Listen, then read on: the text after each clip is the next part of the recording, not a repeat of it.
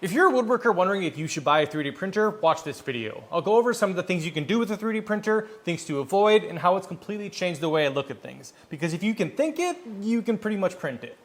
Why are woodworkers turning to more modern tools? If I had to guess, I'd say most shops today fall under a blend of more modern woodworking. They have a CNC, a laser, or a 3D printer. Some sort of like automated tool. And it's just the new generation of making. When I bought my first CNC back in 2017, there really wasn't much out there. There was kind of Shapeoko and X-Carve, and they were kind of the top of the game for entry-level hobbyist CNCs. And there really wasn't a ton of information out there on how to use them or how to be creative with them, as a lot of these machines, I think, were still primarily used in cabinet shops and stuff like that. And fast forward to today, a lot of small shops have entry-level CNCs in them. They become faster, more reliable, and easier to use than ever before. And over the last 5 years, that same accessibility has come to 3D printers and lasers. They've become cheaper, faster, and generally plug and play. Last year I got an 80-watt diode laser, and that thing competed with my 100-watt CO2 laser. I ended up selling my CO2 laser because for my current needs, the 80-watt diode laser is easier to use, less maintenance, and it was like a third of the cost. And that's why so many woodworkers are leading into the modern tech, not because it's a fad, but because it's practical. And honestly, unless you're selling one-off high-end furniture, you almost need a CNC or laser just to stay competitive in today's market. When we first started selling on Etsy, our X-Carve was our secret weapon.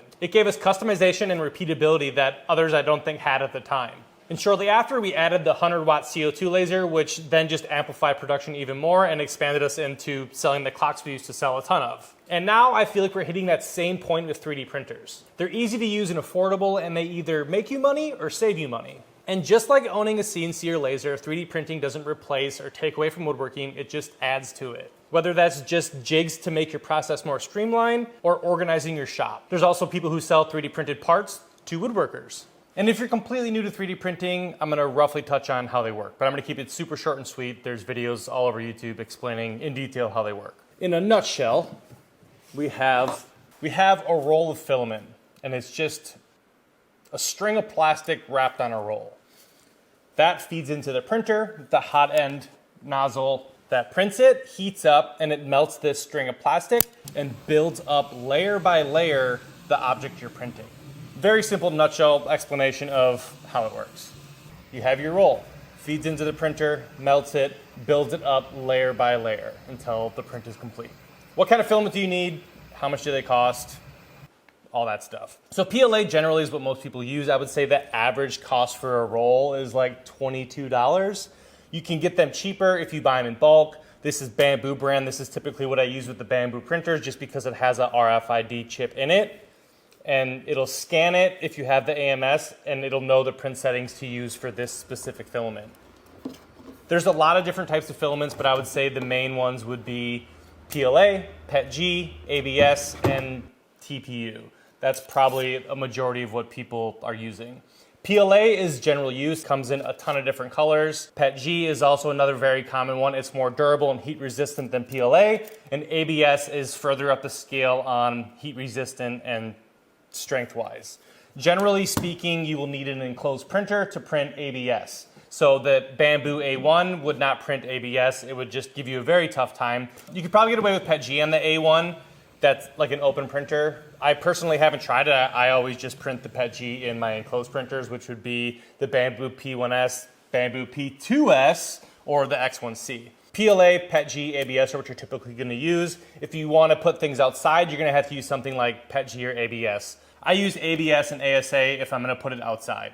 If it's inside, like in the shop, I would typically use PLA or PETG. PLA is generally used for a majority of things.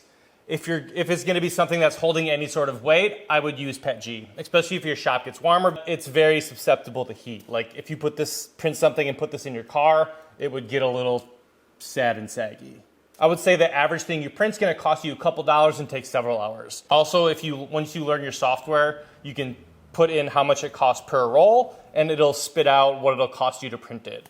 Bambu does sell just the filament without the roll because these come apart and you can reuse them, and you get a little bit of a discount. Again, if you buy more of them, they're cheaper. I think I can get them for $16 if I buy like 6 or more rolls. Brands like Sunlu also have cheaper options of filament, again, especially if you buy in bulk.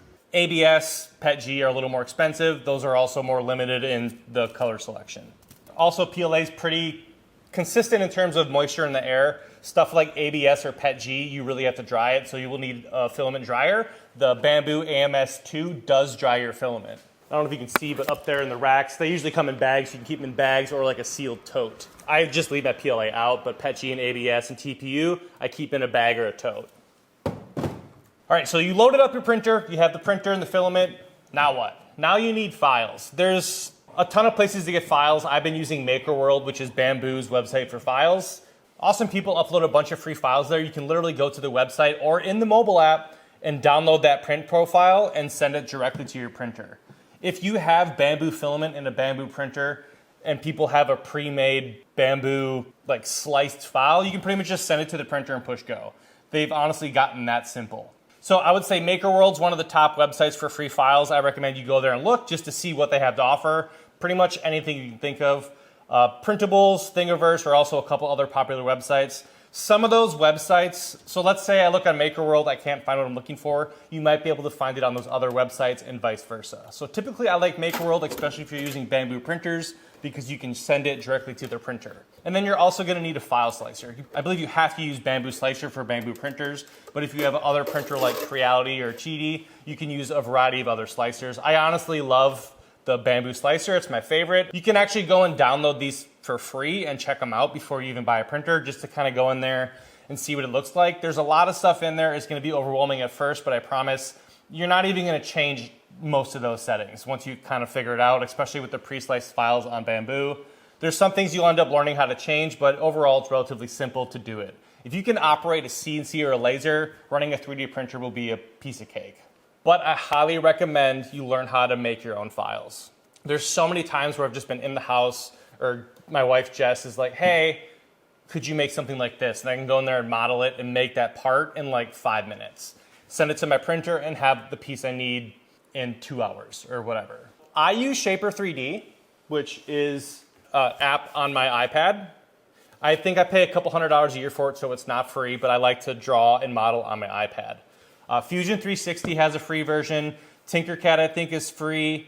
And there's several other ones out there you can try that are also free. Softwares are kind of a personal preference kind of thing. So I like Shaper 3D, but then you talk to someone else and they're like, I love Fusion. So I would go in there, try a few before you pay any subscription. Most of them have free trials. Mess around, it's going to be overwhelming right away. Fusion 360 and Shaper have a bunch of videos on YouTube of how to use these softwares. When I first jumped into Shaper, one of the things I loved about it was they had like a build with me course. So you could make a brake rotor and caliper for a car, and they would walk you through step by step how to make that. After like, I would say 4 or 5 hours of messing around in there, you could do pretty simple stuff. And stuff that I generally make in the shop, like simple jigs or stuff to hold my tools, is very, I would say, on the basic level. Okay, let's look at this. So my sister-in-law found these planters online. She absolutely loved them. The company no longer sold them. She's like, hey, I would love these. Can you make this for me? And I was like, yeah, let me see what I can do. I literally modeled this in 15 minutes, and the next day I had a prototype.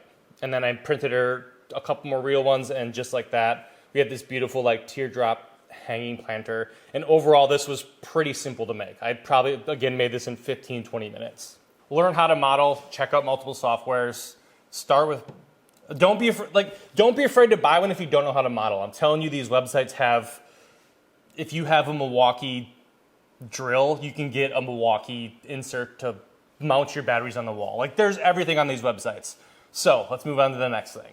So I'm gonna go around the shop and I'll show you some things that I've 3D printed, along with solving the issue under this workbench, as it's an absolute disaster. And here we go. Total disaster. I do a good job of keeping this out of the shot, but it's just a bunch of sandpaper, some gloves, and some other sanding things. So let's organize this and make this look more presentable and give everything a home. And for the sake of the video, I'm going to go ahead and model my own sandpaper holder. There was other sandpaper holders on MakerWorld, but if I can, I like to make it myself to keep my modeling skills sharp. So I modeled these in, I would say, about an hour. The first one I printed, the sandpaper was a little tough to get in, so I just scaled it up a little larger and then started printing them. And then for these, I needed custom little cubbies for my sanding blocks, and I made these in maybe 15 minutes. This file I did download off of MakerWorld. It's a little bench cookie holder This used $2 in material and took 4 hours to print. And as you can see, it's drastically better. I still have to figure out a spot for these sponges, but we got the glove holder and other sanding accessories. And then there's my lumber area. There's always saw blades over here, the ones I'm currently using. I have like a fine tooth, a ripping blade, and stuff like that. So these are kind of always just in the way, along with my table saw sled. This is always just in the way and just kind of sitting somewhere here. So let's give these things a home as well. I made this little table saw extension, like so. And then it just allows me more depth when I'm using my crosscut sled. I modeled these two simple little clips, I guess you could call them.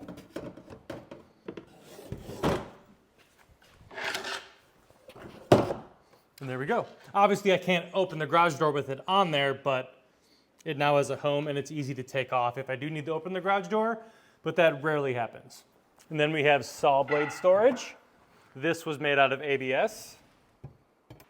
I got both of these files on MakerWorld. Headphone holders. Nice and easy. Woo. This miter saw holder. Both quick, easy prints. Custom dust collection fittings. Especially this one, I couldn't find anything that fit my needs for this specific situation, so I just 3D printed this one, and it's perfect. I designed this racking system a while ago, and it just has these 3D printed little holders on it so it doesn't sit on any of the dusty surface or anything like that. Nice and easy. Random CNC things. This dust boot is 3D printed out of PETG, I believe. And then just random CNC organization. My sander holders. Can also 3D print these hose clips to wire organization. Then you saw me hang all these. These are, just sandpaper holders. And while we're over here, you can make stuff like masks, these helmet holders, a 3D printed functioning Pokeball. So once you learn how to model and your printer's up and running and you're confident, you've already printed a bunch of things around your shop, how else can you make money? So you can make money by just selling things with your 3D printer. You can also use it to save you money, like seeing something you saw on Amazon that's $20 and you printed that object for $2, stuff like that. Again, tons of free files on MakerWorld. Go look. Them little paint pyramids, you can print those, a whole sheet of them in like a couple hours, or probably maybe a little longer than that, but you get the point. So you can either use the 3D printer to save money or make money. There's guys like Woodworkers. Drew Witt makes a ton of things for like track saws, routers, Festool tools, and he makes a good chunk of income, I believe, just selling that kind of things. There's also the guy from Shop Nation. He makes the dust collection system upgrades for a variety of miter saws, and that guy's got a bunch of printers. I'm pretty sure he's killing it with that operation. So you can use your 3D printer to leverage or sell to other makers if you have good ideas. Go look at those guys, see what they have to offer. By no means copy them. The reason those guys are successful is because they are unique in filling the niche of ideas they had. They're the only ones doing it. So go look at those guys, see what they're offering, buy from them, support them. Drew also has a good video on the intro to 3D printing for woodworkers. But you gotta be unique, you gotta find a niche just like those two did. Also, Rowdy Roman, I have Onefinity CNCs. Since Onefinity came out, he's been making 3D printed parts for the Onefinity. Different options for dust boots, different accessories, stuff like that, all 3D printed. So you need to find that niche if you're good at, if you're decent at modeling and you're smart enough to kind of have that problem-solving mindset. I can almost guarantee you're going to find something you can sell, or even sell the file to that item. So I think the potential for making money is great with a 3D printer, and again, as easy as they are to use, there also is cheaper options out there other than Bambu. My journey as a 3D printer has evolved drastically over the years. I want to say 2020, it was a year after the Bambu X1C came out. I bought that printer, I think I paid $1,400 for that printer, and that was my first 3D printer. Within 2 weeks, I was addicted to that thing. And then shortly after, I had a couple more 3D printers, and now I have 12 or 13 3D printers. So once people know you have a 3D printer, they're gonna come knocking on your door. I make stuff for my father-in-law, my friends, my family. All kinds of people are asking for stuff because they know I have 3D printers. And for me, It's super easy to do, especially if I can make the file myself or find it online. So again, it's a great opportunity to make a little bit extra money, or if you really want to go deep into it, you could make a whole business around your 3D printer. A really popular thing right now are little toys, like little flexi toys, flexi sticks and stuff like that. Kids absolutely love them. You don't have to print toys with your 3D printer. It's just an option and things that are popular, and you kind of got to ride those waves unless you're filling a niche. So choosing the right printer, what 3D printer should you buy? I think that depends entirely on your budget and what you want to do. So first off, I would start with what do you want to make. If you're a woodworker trying to print things around your shop or make some extra money in that realm, most likely you're going to want to print ABS, ASA, or PETG, because them are the more durable, heat-resistant items. I would 100% get an enclosed printer. This is the Bambu P2S, which is the upgrade of the Bambu P1S. The Bambu P1S and Bambu A1 are generally the printers I recommend the most. I just think they're the easiest to use. I have pretty much every Bambu printer but the A1 Mini, and I think they're great printers. Again, you don't have to buy a Bambu printer. There's plenty of options out there. I think Cheedy makes good printers. Crowdy makes good printers.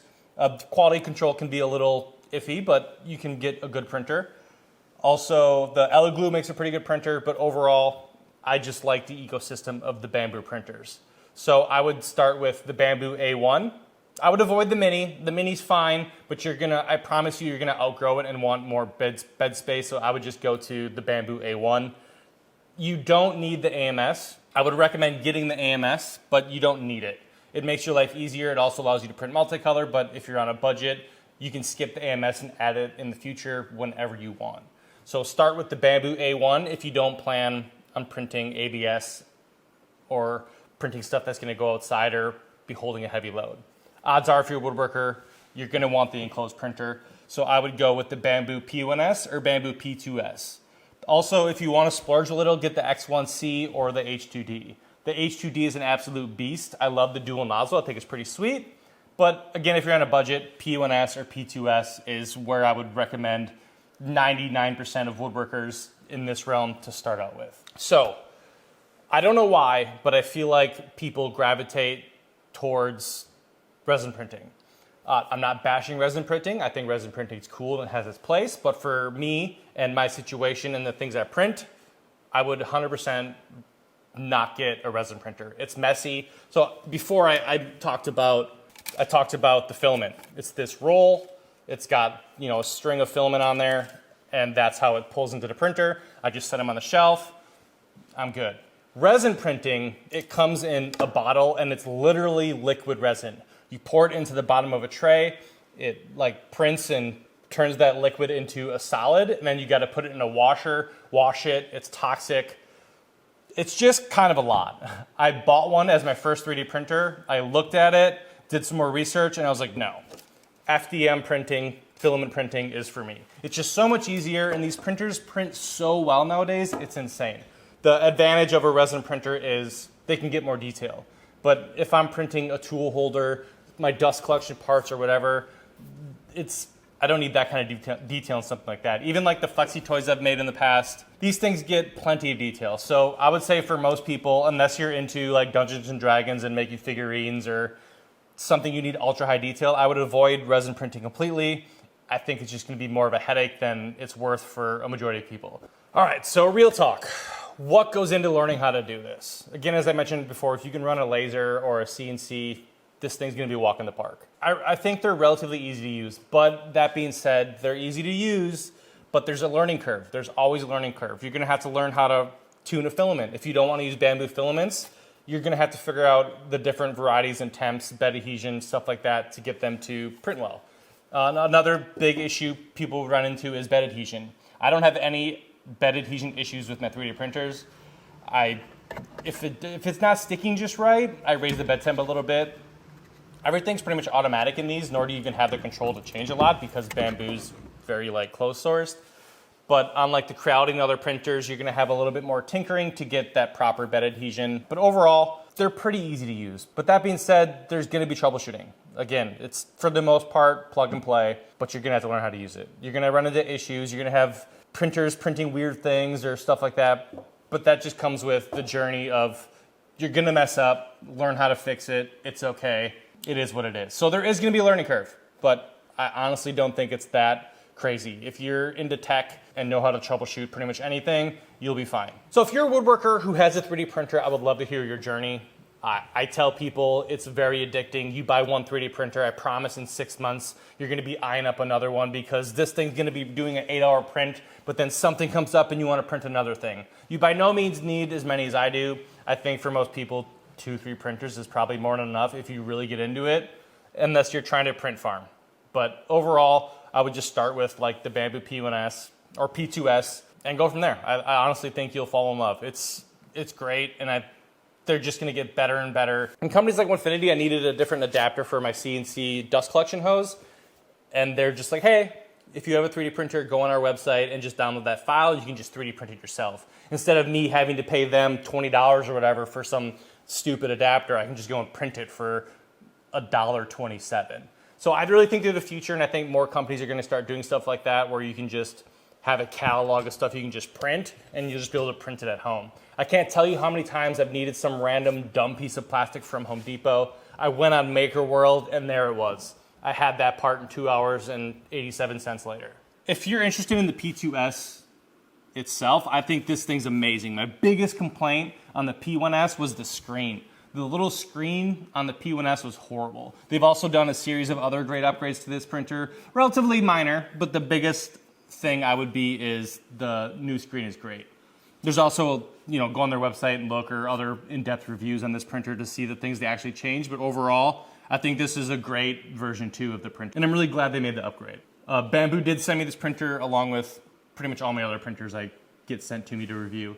I don't know if I'm gonna have time to do an in-depth review on this printer, but I do think it's great. So as you can see, 3D printers have a ton of uses, from shop organization, different jigs, prototyping furniture, and a ton of other things. I personally do not regret buying a 3D printer, and I wish I bought one sooner. If you have some extra money to spend, or you've been on the fence about buying a 3D printer, just do it. Bambu is currently running a Black Friday special through, get out of here, bro.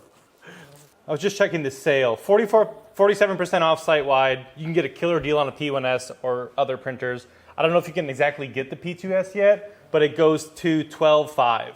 So if you're looking to get a deal and you want to support us, click the link down in the description to buy your Bambu printer. Again, I recommend the Bambu A1. If you don't need to print harder to print filaments, the Bambu A1 is just fine. If you want an enclosed printer, I think the P1S, P2S, or the X1C are all great choices. And as always, thanks for watching. I appreciate it. We'll be back to woodworking in the next video. He's ready to go inside.